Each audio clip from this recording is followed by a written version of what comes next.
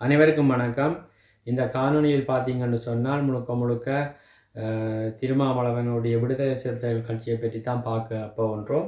அது என்னவென்று சொன்னால் விடுதலை சிறுத்தைகள் கட்சி மெதுவாக கரைந்து திமுகவுடன் திமுகவின் ஒரு அங்கமாக மாறிக்கொண்டிருப்பதைத்தான் அனைவரும் அவதானிக்கக்கூடியதாக இருக்கின்றது. திமுகவினுடைய ஒரு கிளையாக, அந்த திமுகவின் ஒரு கிளையாகத்தான் விடுதலை சிறுத்தைகள் கட்சி பல ஆண்டுகளாக செயற்பட்டு வந்து கொண்டிருந்தது. ஆனால் அவர்கள் வெளியில் அவர்கள் ஏதோ ஒரு பெரிய ஒரு இயக்கமாகவும் அவர்களை நம்பித்தான் எல்லாரும் இருப்பதாகவும் அவர்கள் ஒரு கற்பனையில் வாழ்வதாகத்தான் அவர்கள் அவர்களுடைய பேச்சுக்களை பார்க்கின்ற போது, ஆனால் சமீப காலமாக விடுதலை சிறுத்தைகளின் தொண்டர்களும் சரி, விடுதலை சிறுத்தைகளினுடைய ஆதரவாளர்களும் சரி, விடுதலை சிறுத்தைகளை விட்டு வெளியேறி கொண்டிருக்கின்றார்கள். அதற்கு பிரதான காரணம் பார்த்தீங்கன்னு சொன்னால் தொல் திருமாவளவனுடைய அந்த உறுதித்தன்மை, ஆரம்ப காலத்தில் அவருடைய இருந்த அந்த போராட்ட குணமும்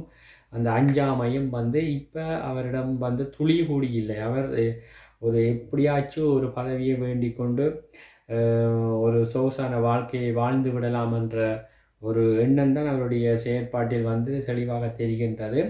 அதன் அடிப்படையில் தான் குறிப்பாக சொல்லப்போனால் ஒரு 200 ரூபா ஊப்பிகள் கூட செய்ய முடியாத ஒரு வேலையை, திமுகவின் உடன்பிறப்புகள் கூடி செய்ய முடியாத ஒரு வேலையை பார்த்தீங்கன்னு சொன்னால், திமுகவின் ஆதரவாளர்களை விட திருமாவளவன் ஒரு படி மேலே போய் சில நாட்களுக்கு முன்பு கூறிய அந்த ஒரு வார்த்தை, திராவிடத்தை யாராலும் அழிக்க முடியாது, அதுக்கு நான் இருக்கின்ற வரையில், விடுதலை சிறுத்தைகள் கட்சிகள் இருக்கின்ற வரையில் திராவிடத்தையும் திமுகவையும் அழிய விட மாட்டேன் என்று சொன்ன அந்த ஒரு வார்த்தை ஏற்கனவே இருந்த அந்த விடுதலை சிறுத்தைகள் கட்சி மீது பற்றுள்ளவர்களையும் சற்று சிந்திக்க வைத்துள்ளது. அதன் அடிப்படையில் அவர்களுடைய ஆதரவாளர்கள் பெரும்பான்மையானவர்கள் விடுதலை சிறுத்தைகள் கட்சியினுடைய அந்த ஆதரவு நிலைப்பாட்டிலிருந்து விலகி வேறு கட்சிகளுக்கு செல்லக்கூடிய ஒரு வாய்ப்பு தான் மிகவும் பிரகாசமாக உள்ளது.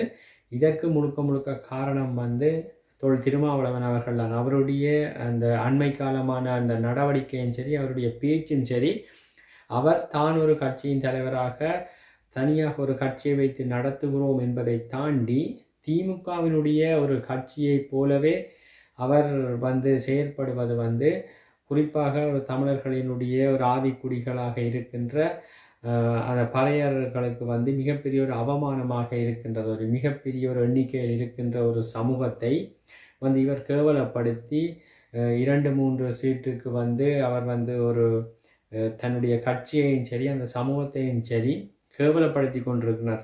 தனக்கு ஏதாச்சும் ஒரு ஆதாயம் கிடைக்க வேண்டும் என்பதற்காக ஒரு மிகப்பெரிய ஒரு சமூகத்தை தமிழர்களின் ஒரு தொன்மை குடியை அவர் தன்னுடைய சுயநலத்துக்காக அவர் பயன்படுத்துவதை தற்பொழுது அந்த சமூகத்தை சேர்ந்தவர்கள் உணர்வதால், இவருடைய பேச்சும் தற்போது வெளிப்படையாக தெரிகிற காரணத்தால் அதை விட்டு வெளியேறுவதனால் விடுதலை சிறுத்தைகள் கட்சி மெதுவாக கரைந்து காலப்போக்கில் அவர்கள் ஒரு நல்ல முடிவை எடுத்து தனியாக போட்டியிடாமல் திரும்பவும் இதே மாதிரி ஒரு திராவிட கட்சிகளுடன் சொம்பு தூக்கி கொண்டு திரிவார்களாக இருந்தால், இன்னும் குறிப்பிட்ட வருடத்தில் விடுதலை சிறுத்தைகள் கட்சியும் ஏனைய பல கட்சிகளைப் போல ஒரு பேரளவில் தான் இருக்குமே தவிர அது ஒரு திராவிட கட்சியின் ஒரு கிளையாகத்தான் இருக்கும்.